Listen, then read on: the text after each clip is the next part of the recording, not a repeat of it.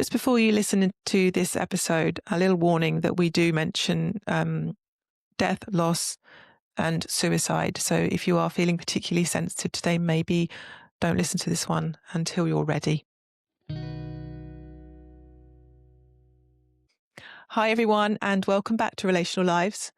Today, we are going to be talking about grief and grieving, particularly around the loss of a loved one or attachment figure, whether that be human or a pet. We will talk about what it is, how it shows up, how it can be different for different people. And then at the end, as usual, we'll be giving you some ideas on how to move through your grief in a healthy and fluid way.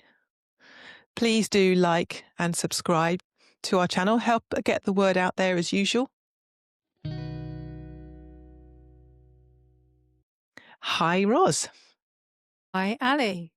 So it's a big topic, isn't it? It's a hard It is a big topic to talk about. Yeah. But we've had a few people ask us if we can cover this one. Yeah, and it's an important topic because it's something that we can all experience. Mm-hmm. You know, it's kind of part of life, isn't it? Is death. And Yeah. so it's an important subject that I hope everybody will be able to relate to in some way or another, or be helpful for people, even if they've not experienced a close loved one who has died, that it can help perhaps for future experiences. Yeah. Yeah. You know, I think about the first experience for children is often of a pet, isn't it? It is, and that can stay. I mean, I've had really gutting experiences, as I know you have, of pets dying. But yes, that's a very sort of common early experience for children, isn't it? Yeah. I mean, also I know children can go through, loss of parents and people, but pets are usually the first example of it, aren't they? You would hope so. Yeah. Yeah. Okay. So we're going to talk about what grief is, how it feels, how it shows up in people, different individuals for different reasons. And like I said, we will talk about perhaps ways that you can help yourself if you're grieving or if you're going through a potential grief soon. Let's dive in then to what grief is.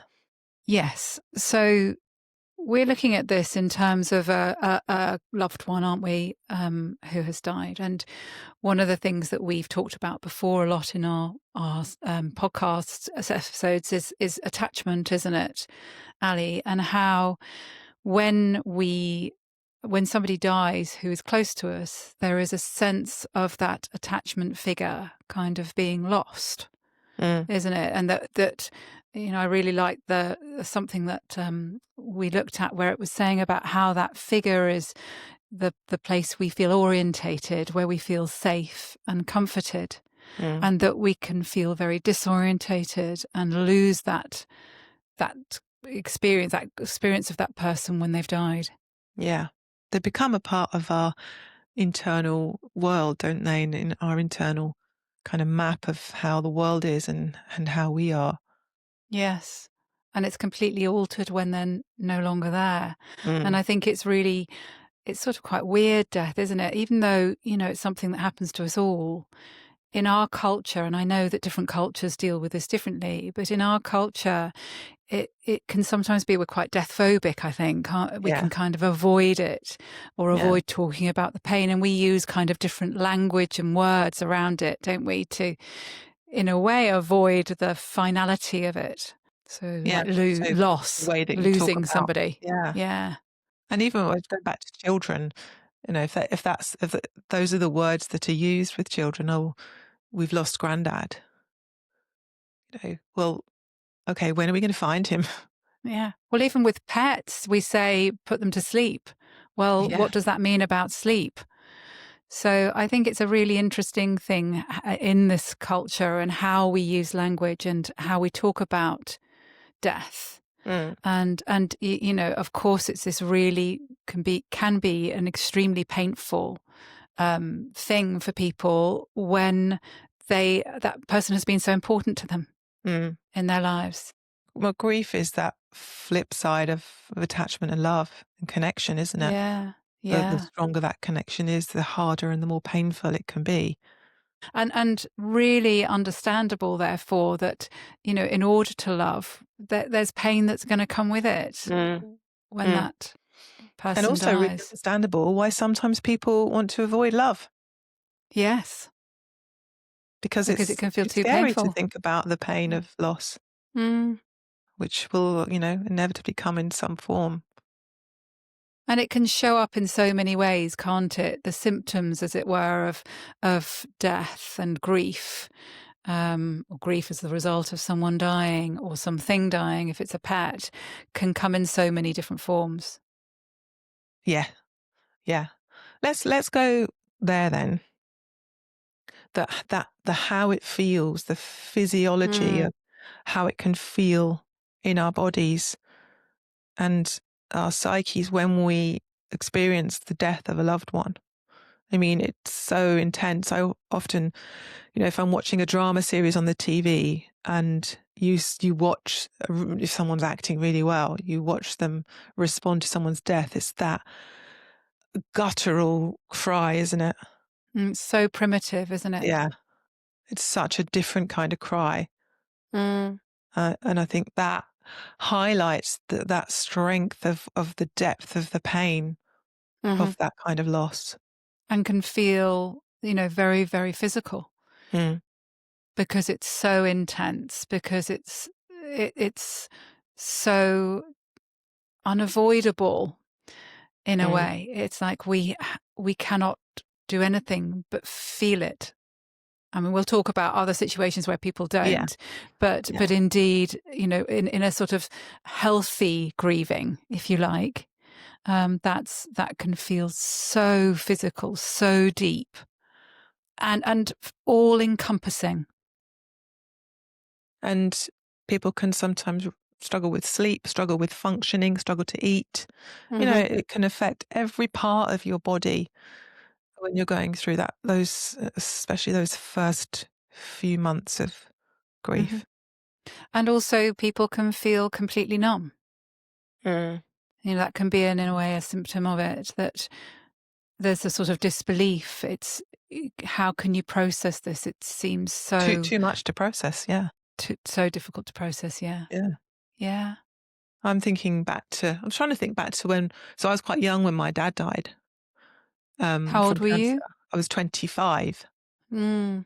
And I think I was kind of in some, we knew it was coming. So it's somewhat different, which we'll talk about, to a sudden death, isn't it? Hmm.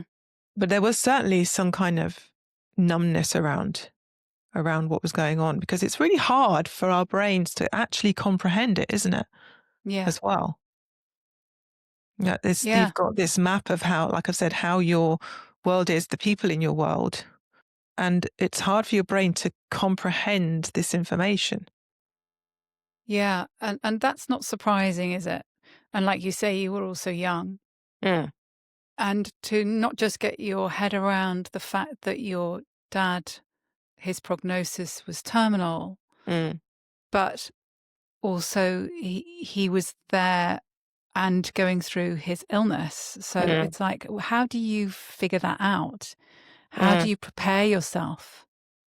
Well, I think it was, thinking back, I think that guttural response came from me when I found out it was terminal. Oh, yeah. That was the moment for me, that massive wave of grief just Mm. exploded out of me. So I think with something, with there's a terminal illness, we were talking earlier, weren't we, about Alzheimer's as well. Well, the grieving sort of goes on before the death. Some of that grief goes on before the death. Yeah. Yeah. Well, I experienced that with a very close friend of mine who had a brain tumor. Mm, And I think it's a similar thing in a way because it sort of, I suppose it was over a period of 3 years from the original diagnosis.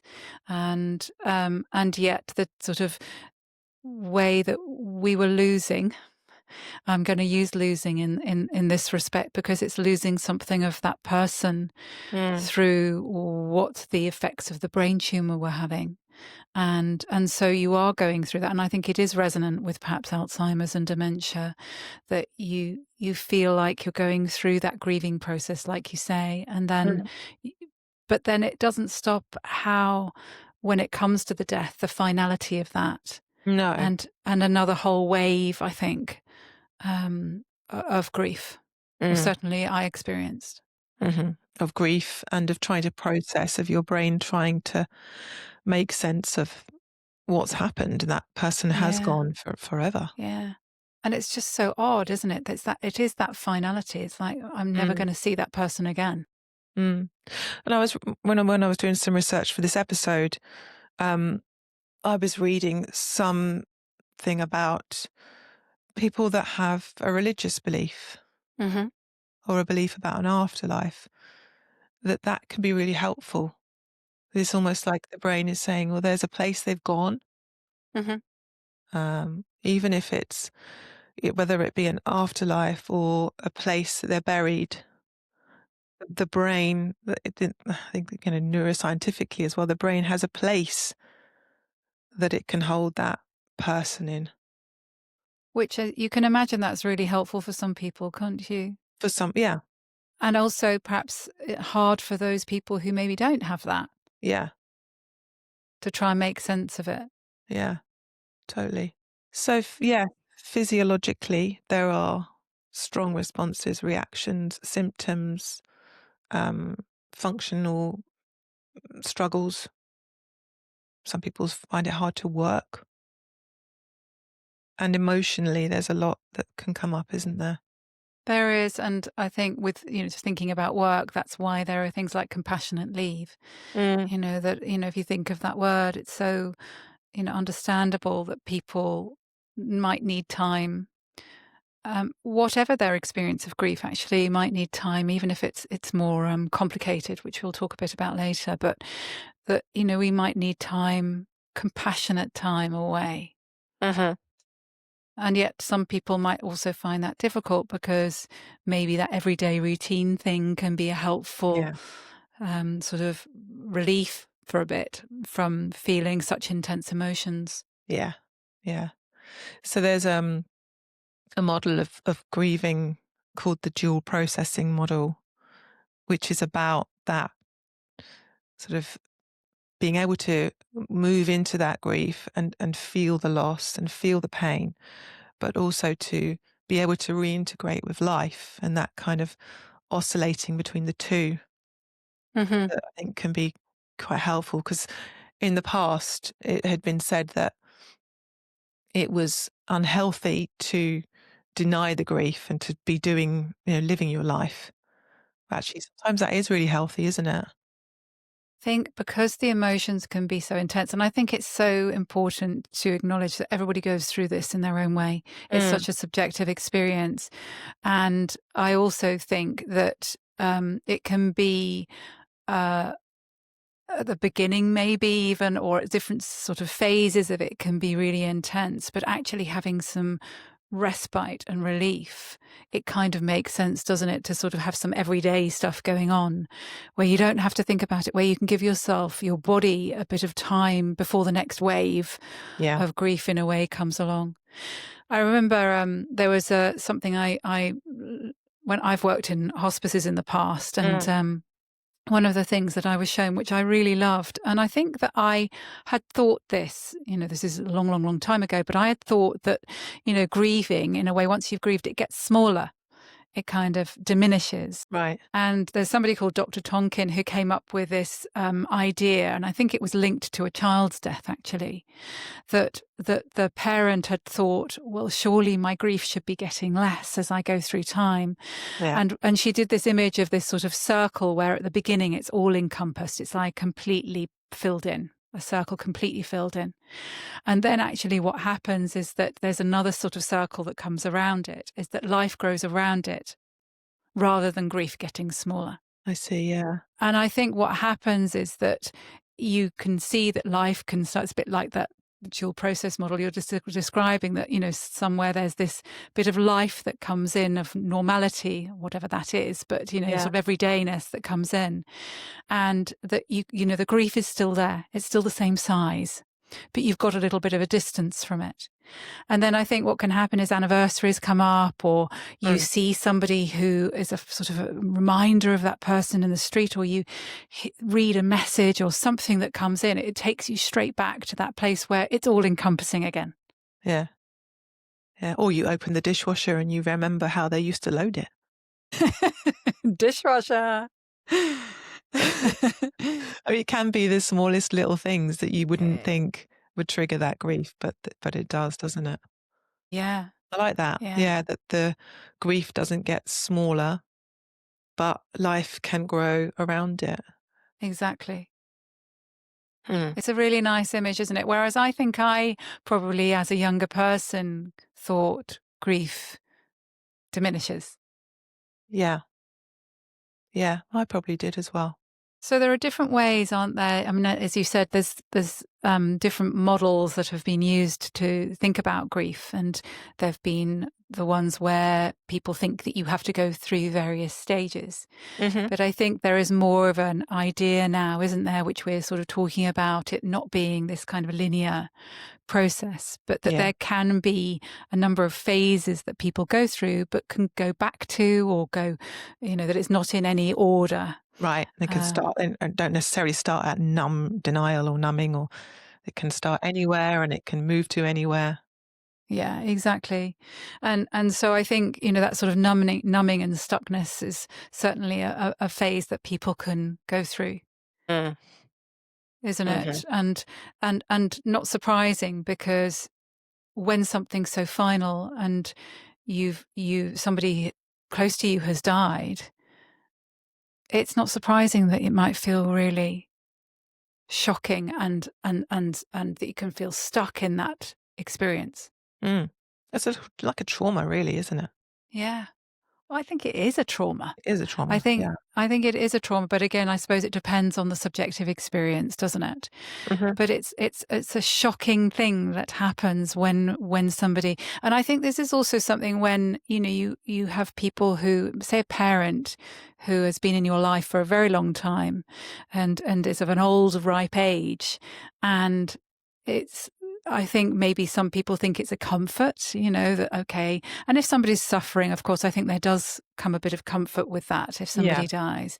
But I also think, well, those people have been there all that time, all your life, Yeah. for so much longer. And so it isn't always this notion that, well, they've reached this ripe old age, and therefore, you're fine. It's actually, you can still feel it, I think, quite Yeah. intensely. Because again, going back to the mental map and they've been there the whole time. Yeah. That's really hard to And that figure to you comprehend. all that time. The same with people who have been married for an awfully long time. Mm. And their lives have been constructed together, and so really hard. Yeah. Yeah. We've talked a lot about attachment, haven't we, in our podcasts, and we do in our work. And we can't not mention John Bowlby and his work on attachment and loss. Mhm. And he talked about the different well, not necessarily the different attachment styles, but the people who were more, how did he describe it? Self-reliant. Yes. That the people that were more self-reliant tended not to speak about the death, think about the death, the loss. Therefore, they weren't really processing it. They didn't seem to be feeling it and appeared to be not grieving, Mhm. but it would often come out later on, or physiologically there would be symptoms. I think I've got that right. Yeah, you have, I'm sure, and where people say, "I'm fine." Mm.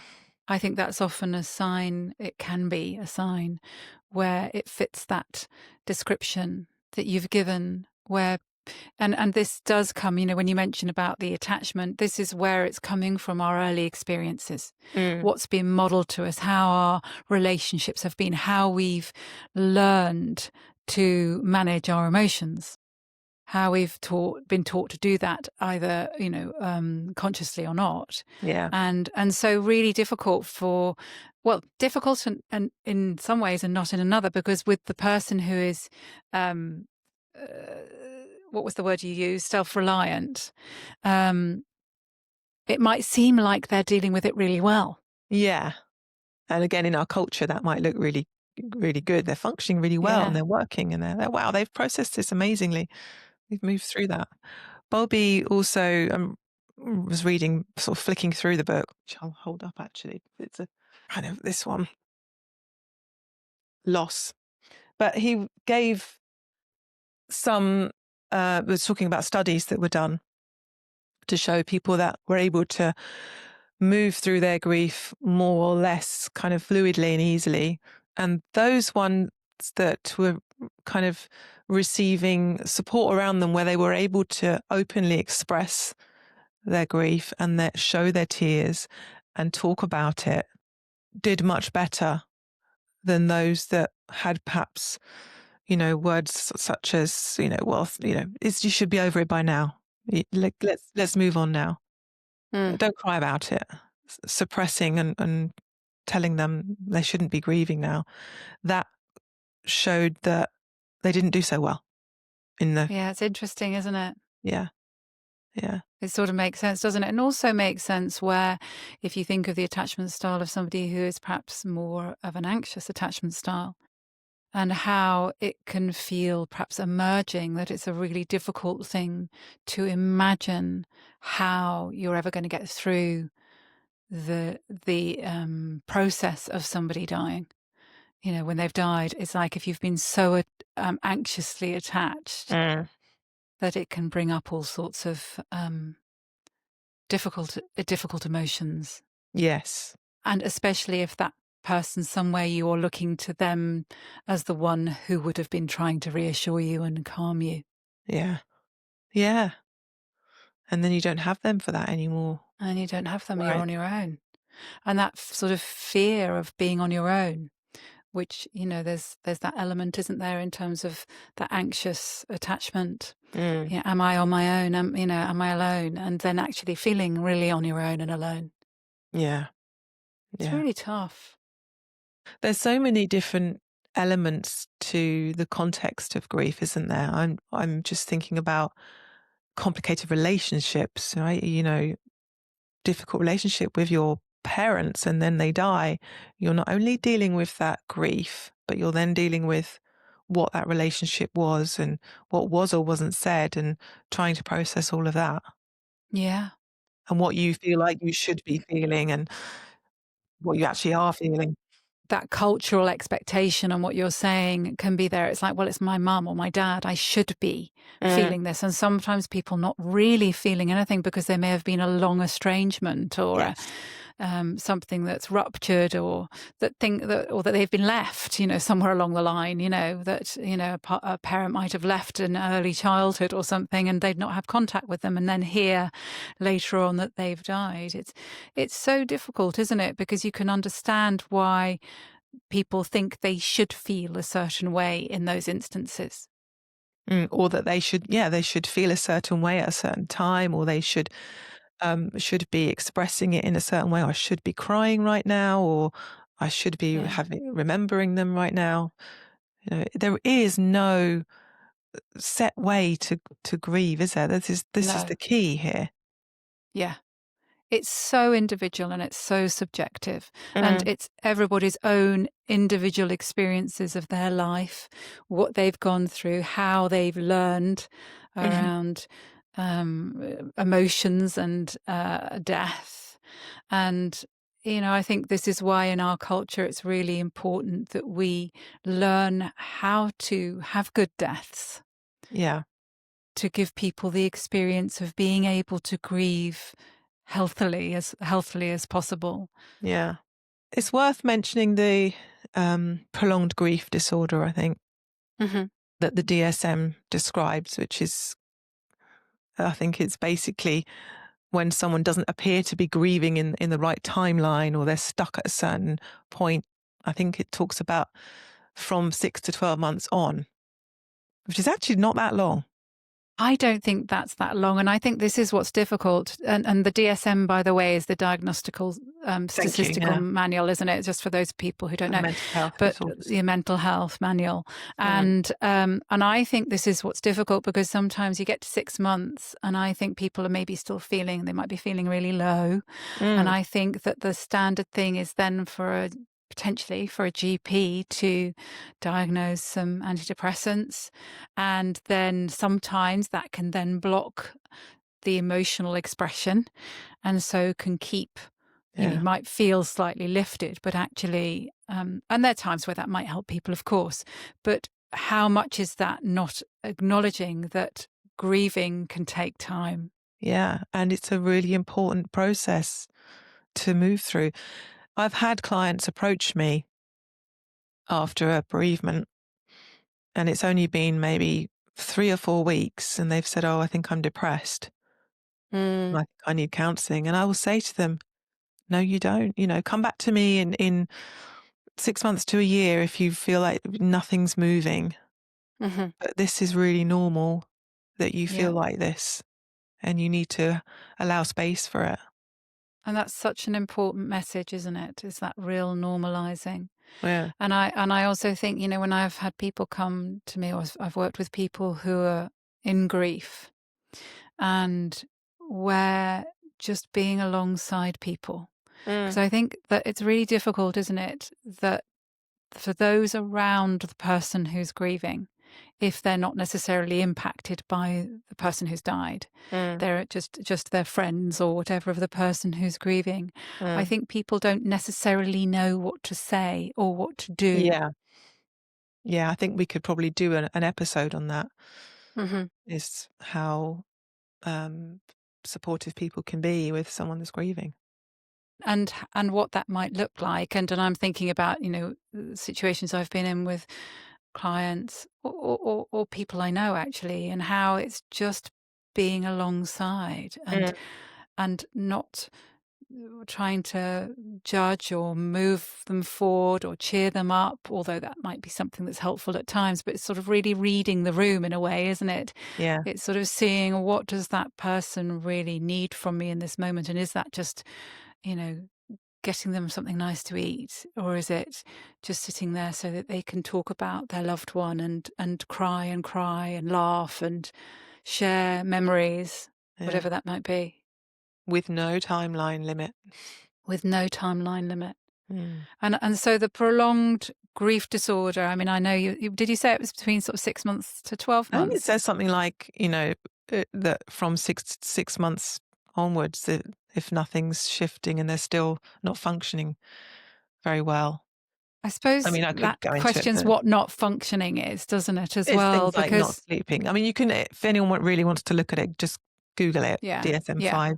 Um, But ultimately, to me, it just sounds really short. 6 to 12 months sounds like nothing, because also, if you think within a year, how many anniversaries are you going to go through? How many mm, dates are you going to go through? So it's going to be a really, mm. like you say, it's going to be whatever the timeline is for anybody, isn't it? And it's not that then it's going to go. It's just that life will then start growing around it. Sometimes grief does get stuck. And I think, we need to acknowledge that too, though, that sometimes someone gets stuck in their grief. Hmm. And then we would be looking at what's keeping them stuck. Hmm. That Is might it that, revert like, back to what you're saying. Sorry, I was thinking about what you were saying about the person who's self-sufficient, or yeah, self-reliant. It might be that those are the instances where you said, I think you were giving the example that it could become a sort of physical manifestation yeah, of those unexpressed emotions. And so I guess that might be, for instance, an example. yeah, yeah. I think there are many reasons it might get stuck. Like, it could even be that person was their one, and that's the only thing that the person that's grieving can imagine. They cannot imagine a life outside of that relationship. That would No, keep someone quite stuck, wouldn't it? Yeah, it can do. But then life And isn't going to grow around the grief. no, that's a really good point. And you can imagine that. I can understand that. Mm. And really hard to find a way of making some meaning to life again. Yeah. And another thing we should mention, I think, around, the complicated grief. I know we sort of talked about when people are ill and, there can be all sorts of different circumstances and those can be quite traumatizing as well. But also death through suicide. Yeah. And also, like you mentioned, murder. Yeah. There's sometimes some really awful, or a sudden death, Accidental accident death. of some kind. Yeah. And these can all be, again, traumatic and shocking. And I Hmm. think sometimes with those sorts of experiences, it isn't necessarily such a straightforward grief. No, no. People can get stuck in the anger, or they can get stuck in the self-blame. Hmm. Could I have done something differently? And get really kind of stuck in that rumination, can't they? Yeah. And I think this is where, as EMDR, emotionally, eye movement desensitization, reprocessing therapists as we are too, that this is an area where grief can sometimes, in those situations, can be helpful. Yeah.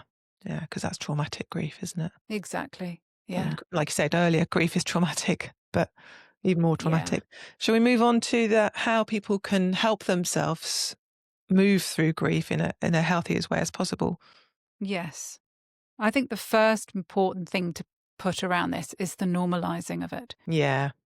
That even Yeah. if it is a traumatic experience or not, or whatever the form, that's going to be normal for that person's experience. Yeah. And even if it's your pet, Yeah. really normal. I mean, we just lost our cat who was only a year old. And honestly, the grief and the anxiety I Mm. felt when she was ill was horrendous. And I could feel myself saying, I shouldn't be feeling this. She's just a cat.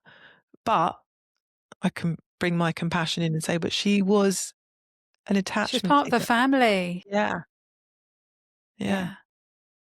So pets, you are going to grieve pets. They leave a big, big hole in the heart. And I think it's hard there for other people who don't have that experience of pets and that relationship to understand why it can be so upsetting when a Yes. pet dies. Yeah. So if you do experience it, find another pet lover and they'll get Yeah. Yeah. it. Yeah. So normalizing. I think normalizing is a really important part to it. Yeah. Yeah.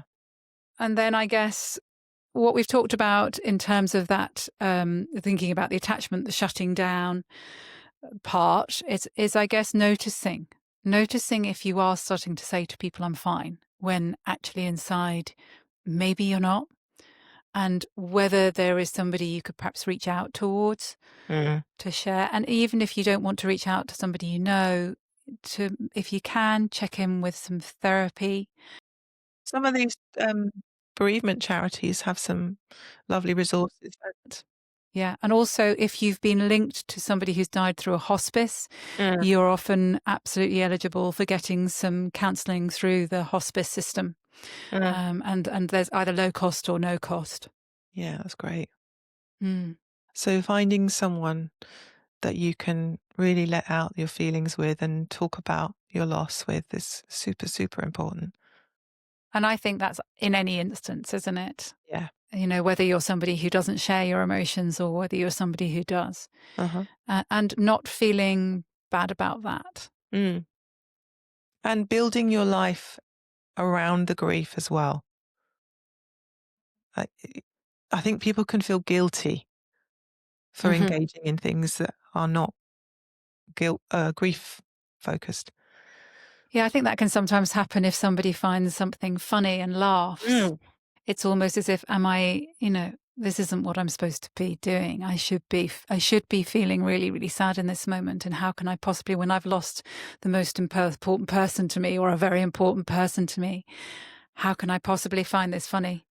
After my dad died, I remember, a few weeks later, my friends were, well, let's go out, let's go clubbing, which I used to do back in the day. Yeah, I just felt really guilty for dancing, Mm. having fun. It makes sense, doesn't it? Because you can see how the brain's trying to process this again. Yeah. And also sort of looking at other people and thinking, it's not fair. You're not going through this. Yeah. I think that's Feeling on common. your own. Mm. Yeah. Yeah. I think there are so many things that are common, but I think finally, I don't know whether you've had anything else to add to this, but I think self-compassion is so important. Yeah. Yeah. Go back to that episode we did on getting rid of your inner critic and building your compassionate figure. Yeah. Really Yeah. important. So we really feel for people who are going through anything, any recent death of a loved one or a pet, or you've experienced death around you recently in any form, and understand that it can bring up all sorts of feelings, and we can, we feel for you. Mm. Yeah, big virtual hug from us. Yeah. So, Ali, I think that's it for today. It is. And if everybody can subscribe, follow, it's really helpful because we want to get these podcasts out to as many people as possible to just hopefully give a little bit of help. So that would be great. All right. Thanks, Ros. Thanks, Ali. See you next time.